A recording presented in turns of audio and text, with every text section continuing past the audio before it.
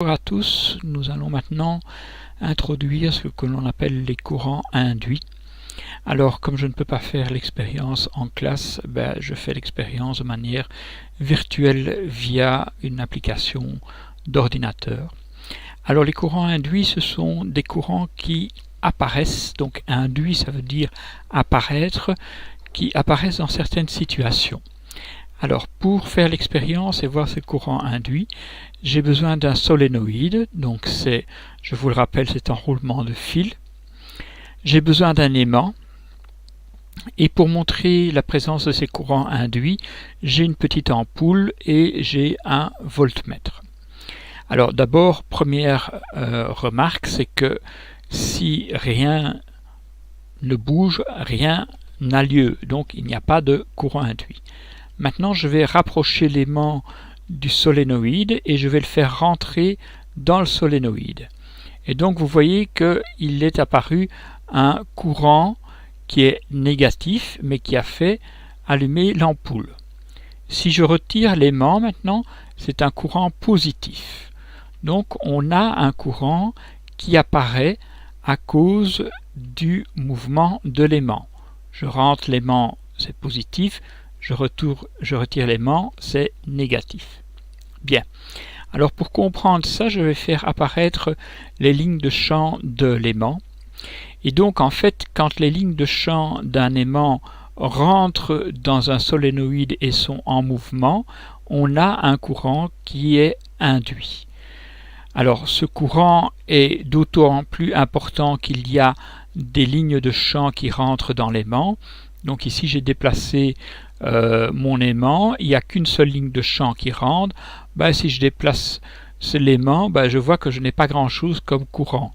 Alors si je fais ceci, j'ai déjà plus de courant. Donc c'est la quantité de lignes de champ qui rentrent dans l'aimant qui est importante. Alors maintenant, ce qu'il y a à noter, donc je vais retirer les lignes de champ pour que ce soit plus clair, c'est que si je fais rentrer l'aimant tout doucement dans le solénoïde, j'ai une toute faible tension. Si je retire l'aimant tout aussi lentement, je vais avoir une faible tension.